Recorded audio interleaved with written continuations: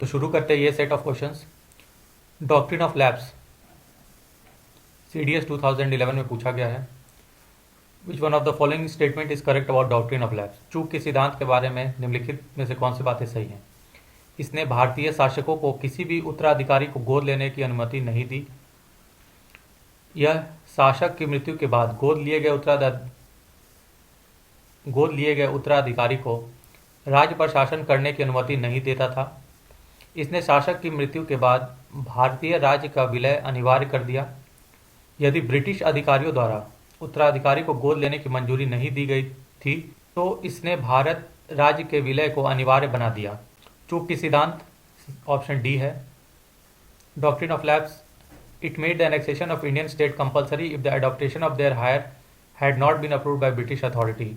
ये सही ऑप्शन है। डॉक्ट्रिन ऑफ लैब्स डलहौजी द्वारा लाया जाता है।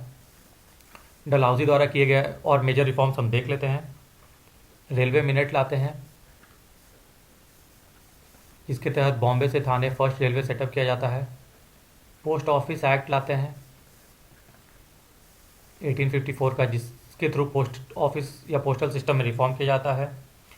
हर एक प्रोविंस में PWD पब्लिक वर्क्स डिपार्टमेंट का सेटअप करते हैं, set in each province. Education के सेक्टर में वुड्स का डिस्पैच लाते हैं, वुड्स एजुकेशनल डिस्पैच 1854 का। विडो रीमैरिज एक्ट को इंट्रोड्यूस करते हैं, इंट्रोड्यूस करेंगे इसे पास। फिर हम देखेंगे आगे चल के कैनिंग करते हैं। नेक्स्ट डॉक्ट्रिन ऑफ लैब्स, ये सारे इनके द्वारा किए गए हैं। वुड डिस्पैच को मैंने एजुकेशनल रिफॉर्म्स के क्वेश्चन आंसर और थ्योरी में दोनों में डिस्कस किया डिटेल में। डॉक्ट्रिन ऑफ लैब्स के बारे में मैंने बताया है कि सातारा को पहली बार ये किया गया था 1848 में। नेक्स्ट जयपुर, फिर उदयपुर, फिर झांसी और लास्ट नागपुर। झांसी 1853, नागपुर 1854। ये इम्पॉर्टेंट है doctrine of labs. Next question 69th BPSC में पूछा गया था अबाउट लॉर्ड मेयोज रेजोल्यूशन। जैसा कि हम पहले से डिस्कस करते आ रहे हैं 2 वीडियोस में कि पहले रॉबर्ट क्लाइव आएंगे, फिर वॉरेन हेस्टिंग, फिर कॉर्नवालिस कोड लाते हैं, वेलेस्ली, उसके बाद हेस्टिंग, लॉर्ड हेस्टिंग, फिर विलियम बेंटिक, फिर मेटाकाल लिबरेटर ऑफ इंडियन प्रेस जिन्हें कहा जाता है, फिर एलन बोरॉग जो स्लेवरी को एंड करेंगे। उसके बाद हमने देखा डलहौजी, ये बहुत सारे एजुकेशन रिफॉर्म करते हैं। उसके बाद हमारे कैनिंग आएंगे।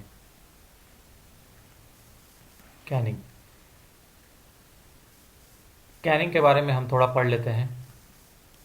कैनिंग के द्वारा विडो रीमैरिज एक्ट को पास किया जाएगा, को पास करेंगे, जिसे डलहौजी ने इंट्रोड्यूस किया था, introduced by Dalhousie. Next government of India act को पास करेंगे, गवर्नमेंट एक्ट ऑफ इंडिया। इसके बाद जो ईस्ट इंडिया कंपनी है उसे कम्प्लीटली एंड कर दिया जाएगा और अब इंडिया डायरेक्टली क्राउन के द्वारा मैनेज किया जाएगा with the help of secretary of state plus 15 members.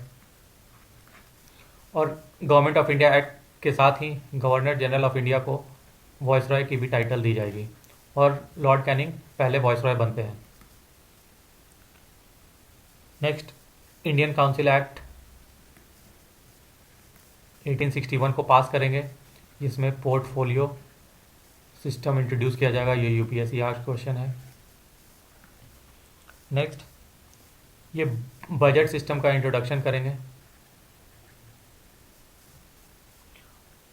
और finally ASI archaeological survey of India नामक इंस्टीट्यूट का सेटअप करेंगे 1861 में। और इसके पहले हेड होंगे अलेक्जेंडर कमिंगम। ये सारे point with respect to Canning हमें याद करना है। इसी तरह मैंने सारे गवर्नर जनरल्स के बारे में विथ प्रीवियस ईयर क्वेश्चन और उनके मेजर कंट्रीब्यूशन को डिस्कस किया हुआ, इसके पहले वीडियो में आप जरूर देखें। तो लॉर्ड मेयो रेजोल्यूशन 1870 पूछा जाता है। लॉर्ड मेयो कैनिंग के बाद आएंगे, कैनिंग के बाद आएंगे। तो लॉर्ड मेयो का रेजोल्यूशन देखते हैं। इसकी रेजोल्यूशन लाने के पीछे कहानी यह है कि इंडियन काउंसिल एक्ट 1861 में डिसेंट्रलाइजेशन की बात कही गई थी, और इसी के फुट स्टेप को फॉलो करते हुए Lytton local self government act pass करेंगे, जिसका प्रीकर्सर ये था Lord Mayo resolution of 1870। Lord Mayo अपने रेजोल्यूशन में ये सारी बातों का उल्लेख करेंगे। पहला है, it was first step that bifurcated central and provincial finance, ये सही है। Next, provincial governments are empowered to administer certain services, ये भी सही है। It attempted to rectify existing imparity, ये सही है। It focused on actual needs of the province. तो चार्टर एक्ट ऑफ 1861 में कैनिंग के द्वारा लेजिस्लेटिव डिसेंट्रलाइजेशन की बात की जाएगी, जिसके बाद लॉर्ड मेयो अपना रेजोल्यूशन लाते हैं, और इसके बाद लिटन आएंगे जो लॉर्ड मेयो के रिकमेंडेशन पे ही लोकल सेल्फ गवर्नमेंट एक्ट को पास करेंगे। तो ये सब सही हो जाएगा। लॉर्ड मेयो के 1870 के संकल्प के बारे में निम्नलिखित कौन सा कथन सही है? यह पहला कदम था जिसमें केंद्रीय और प्रांतीय वित्त को विभाजित किया। प्रांतीय सरकारों के कुछ सेवाओं को प्रशासित करने का अधिकार दिया गया। इनसे मौजूदा असमानता को सुधारने का प्रयास किया गया। इसने प्रांतों की वास्तविक ज़रूरतों पर ध्यान केंद्रित किया। ये सारे लॉर्ड मेयो के रेजोल्यूशन थे। ये ओनली गवर्नर थे, या गवर्नर जनरल ऑफ इंडिया कह लीजिए, वाइसरॉय कह लीजिए, जो अपने ऑफिस के टाइम पे मर्डर किए गए थे बाई अली अफरीदी। शेर अली अफरीदी अंडमान के एक कैदी थे जो इन्हें इनके ऑफिस में घुस करके गोली मार देते हैं। Next question, governor general who followed forward spirited policy towards Afghanistan. Afghanistan के प्रति उत्साही फॉरवर्ड नीति का पालन करने वाले गवर्नर जनरल थे। ये यूपीएससी प्रीलिम्स 1999 में पूछा गया था। तो जैसा हमने देखा कि कैनिंग के बाद मेयो आए थे, जो मेयो रेजोल्यूशन पास करेंगे और इन्हें मर्डर कर दिया जाएगा ऑफिस में ही। इसके बाद लिटन आए थे, और ये क्वेश्चन लिटन से ही संबंधित है, तो इसका सही ऑप्शन हो जाएगा लिटन। तो आइए लिटन के बारे में कुछ ज़रूरी बातें जानते हैं। इनके टाइम पे ही विक्टोरिया को केसर हिंद की उपाधि दी जाएगी। गवर्नर जनरलों में ये सबसे बदमाश प्रवृत्ति के थे। इनकी सोच या इनकी भावना भारतीयों के प्रति बहुत नीच थी। इसलिए जब पूरे इंडिया में फैमिन आता है, सुखाड़ आता है, तब ये दिल्ली दरबार, एक शाही दिल्ली दरबार का ऑर्गेनाइजेशन करते हैं दिल्ली में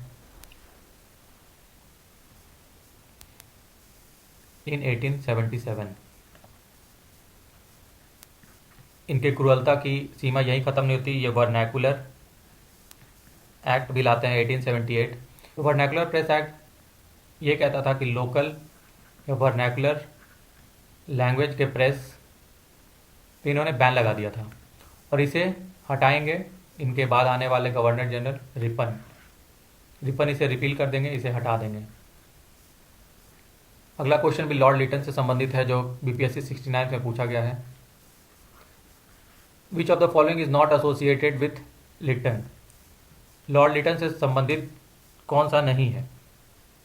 मैं आपको तब से हर एक governor general of India, viceroy के बारे में डिटेल में बता रहा हूँ। मैंने पिछले 2 वीडियो में भी इसे डिटेल में कवर किया था। ये इसलिए बता रहा हूँ ताकि अब बीपीएससी, आप देख सकते हैं यूपीएससी के पैटर्न पे इवॉल्व हो रहा है, और ये सिर्फ कोई वाइसरॉय के एक कारतूत या एक कारनामे पे नहीं आधारित है। ये जब तक आप उनके बारे में पूरी कहानी नहीं जानेंगे, आप इस तरह के क्वेश्चन को सॉल्व नहीं कर पाएंगे। इसीलिए मैं आपको जो भी इंपॉर्टेंट है बताते चल रहा हूँ। आप इस सीरीज़ को फॉलो कीजिए, आपको श्योर शॉर्ट सक्सेस मिलेगा। तो देखते हैं क्वेश्चन की तरफ, लॉर्ड लिटन से संबंधित कौन सा नहीं है। पहला है स्टार्ची कमीशन। आपको पता था 1877 के अंदर जब भारत में फैमिन आएगा, तब लिटन स्टार्ची कमीशन का गठन करते हैं, और 1877 में ही वो ग्रेट या ग्रैंड दरबार का आयोजन करेंगे इन दिल्ली। नेक्स्ट है आर्म्स एक्ट, ये लिटन लाते हैं। वर्नैकुलर प्रेस एक्ट, ये लिटन लाते हैं। इल्बर्ट बिल लिटन से नहीं, रिपन से संबंधित है, जो कि इनके बाद आएंगे। तो आइए जानते हैं रिपन के द्वारा किए गए मेजर रिफॉर्म्स के बारे में। इस पे बेस्ड क्वेश्चन आपको एग्जाम में देखने को मिल जाएगा। रिपन को फादर ऑफ लोकल गवर्नेंस कहा जाता है, लोकल सेल्फ गवर्नेंस, क्योंकि ये इंडियन काउंसिल एक्ट 1861 के बाद जो लेजिस्लेटिव डिसेंट्रलाइजेशन की बात कही जाएगी, जिसके आधार पे मेयो अपना रेजोल्यूशन बनाते हैं 1870 के अंदर, उस रेजोल्यूशन के बेस पर ये एक्ट पास करेंगे और मेयो के रेजोल्यूशन के बेसिस पे ये लोकल सेल्फ गवर्नेंस एक्ट को पास करेंगे। नेक्स्ट, इल्बर्ट बिल कंट्रोवर्सी इनसे सराउंडेड है। इन्होंने यूरोपियंस और इंडियंस दोनों को एक ही जज के अंदर ट्रायल करने के लिए ये बिल लेकर के आए थे, लेकिन यूरोपियंस के तरफ से बहुत अपोजिशन देखा गया।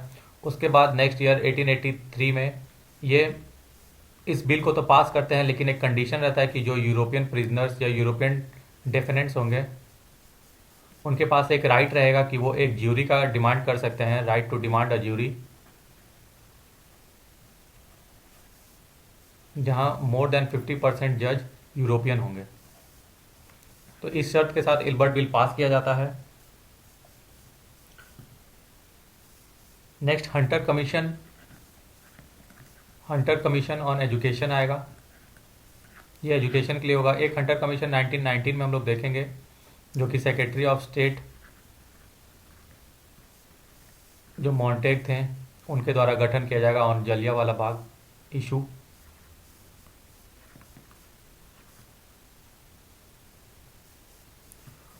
और लिटन के द्वारा राय या खान बहादुर का टाइटल इंडियंस को दिया जाता था। तो ये सारे रिफॉर्म्स हमें याद रखने हैं। रिपन से संबंधित और एक पॉइंट हमें याद रखना है कि इन्होंने लिटन का जो वर्नाकुलर प्रेस एक्ट था उसे अबॉलिश किया था। तो देखते हैं अगला question. Lord Ripon usually said जज me by my works and not by my words. Lord Ripon आमतौर पर कहते थे मुझे मेरे कार्यों से आंखों, मेरे शब्दों से नहीं। Lord Lansdowne passed the Age of Consent Act which forbade marriage of girls below 12 years. Lansdowne ने सहमति आयु अधिनियम पारित किया जो 12 वर्ष से कम उम्र की लड़कियों की शादी पर रोक लगाता है। लॉर्ड इरविन ने एक नए प्रांत का निर्माण किया था जिसे उत्तर पश्चिम सीमा प्रांत कहा जाता था। Lord Irwin creation of a new province called north west frontier province. इसमें हमें सही आंसर को मार्क करना है। ऑप्शन 1 सही है, क्योंकि लॉर्ड रिपन का ये कहना था कि मुझे मेरे बोली से नहीं, मेरे वर्ड से नहीं, मुझे मेरे वर्क से जज कीजिए। तो ऑप्शन 1 सही है। ऑप्शन 2, लैंसडाउन एक एज ऑफ कंसेंट एक्ट लाते हैं। एज ऑफ कंसेंट एक्ट ये कहता था कि जो फीमेल 12 साल से कम हैं उनकी शादी नहीं की जा सकती। ये स्टेटमेंट गलत है लॉर्ड इरविन का। तो सही ऑप्शन हो जाएगा ए 1 एंड 2। 1 और 2 ऑप्शन सही है। ये सही है, ये सही है, ऑप्शन 3 गलत है। नेक्स्ट, ब्रिटिश एडमिनिस्ट्रेशन के बारे में पूछा हुआ है क्वेश्चन है SCRA एग्जाम के अंदर। The policy of ring fence is refer to setting up of a ring of buffer states. The subsidiary alliance policy was nothing but diplomatic tactics of British to extend British supremacy in India. Ring fence की नीति एक buffer राज्य की ring की स्थापना का उल्लेख है। सहायक गठबंधन नीति भारत में ब्रिटिश वर्चस्व को बढ़ाने के लिए अंग्रेजों की कूटनीतिक राजनीति के अलावा और कुछ नहीं थी। तो बताना है कौन सा स्टेटमेंट सही है। तो ये दोनों स्टेटमेंट सही है। मैंने आपको बताया था ring of fence policy of ring, ये थ्योरी वॉरेन हेस्टिंग लेके आते हैं। Subsidiary alliance policy Lord Wellesley लेके आते हैं, जिसके तहत पहले एक स्टेट को हराया जाता था पर इनसे इनका गद्दी नहीं छीना जाता था। तो जो राजा होते थे वो खुश हो जाते थे कि अरे हम हार भी गए लेकिन मेरा गद्दी नहीं गया। लेकिन उसे बेवकूफ़ इस तरह बनाया जाता था कि जो ब्रिटिशर्स के आदमी थे, जो इनकी सेना थी, उसका सैलरी और इनका फूड, ये दोनों इस राजा को बियर करना पड़ता था, इस राजा को भार उठाना पड़ता था। और धीरे धीरे ब्रिटिशर्स इस राजा को ये बोल के बेवकूफ़ बनाते थे कि अगर आपको किसी आपके दुश्मन से लड़ना है तो हम आप नहीं लड़िएगा, हमारी आर्मी लड़ेगी। Their enemy will fight on their behalf. और इसी तरह धीरे धीरे करते हुए उन पे बर्डन बढ़ जाता था और ब्रिटिश राजा के एनिमी का भी सिलेक्शन ये करते थे कि आपको किससे युद्ध करना चाहिए, किससे नहीं। तो ब्रिटिशर्स फाइनली डिसीजन मेकिंग में इन्वॉल्व हो गए और इस तरह राजा बस एक पपेट बन के रह गया और पूरा एडमिनिस्ट्रेशन ब्रिटिश चलाते थे। तो ये था सब्सिडरी अलायंस का पॉलिसी, ये लॉर्ड वेलेस्ली लेके आते हैं।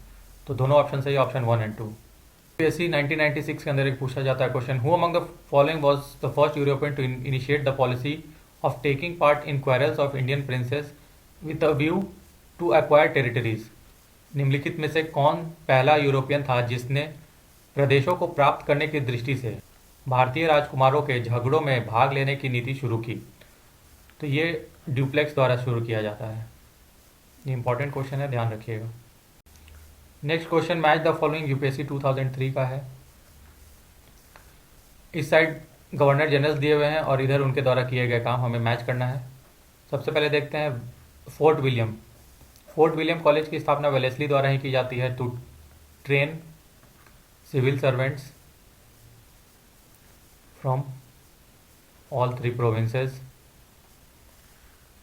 Next Europeanisation of higher education, ये कॉर्नवालिस के द्वारा किया जाता है। कॉर्नवालिस से संबंधित कॉर्नवालिस कोड भी आपको याद रखना है, मैंने अपने वीडियो में समझाया हुआ है कॉर्नवालिस कोड। कॉर्नवालिस कोड के थ्रू जुडिशियल रिफॉर्म्स किए जाते हैं और डिस्ट्रिक्ट कलेक्टर के पावर्स को रिड्यूस किया जाता है और डिस्ट्रिक्ट जज का पोस्ट को क्रिएट किया जाता है। डिस्ट्रिक्ट कलेक्टर के जुडिशियल और मैजिस्ट्रियल पावर को वो डिस्ट्रिक्ट कलेक्टर से कट करके डिस्ट्रिक्ट जज को देते हैं। Next ryotwari system by Munro इन मद्रास, तो ये सर थॉमस मुनरो के द्वारा किया जाता है। Next forward propagandist preaching by the missionaries, ये मिंटो के द्वारा किया जाता है। तो ये सही ऑप्शन हो जाएगा A1, B2, C3 and D4। तो गवर्नर जनरल और वॉइसरॉय पे ये 3 क्वेश्चन का सीरीज विथ डिटेल एक्सप्लेनेशन था, जहाँ मैंने आपको अभी के बीपीएससी के ट्रेंड के अनुसार पढ़ाया है और यूपीएससी और प्रेस्टिजियस एग्जाम में पूछे गए सारे क्वेश्चंस को डिस्कस किया है। तो होप आपको इस सीरीज़ से बेनिफिट मिल रहा होगा और इस 3 वीडियो के सीरीज़ से आप बहुत सीखे होंगे। आपको कोई भी डाउट है तो आप कमेंट सेक्शन में डालिए। मिलते हैं अगले वीडियो में, तब तक के लिए जय हिंद।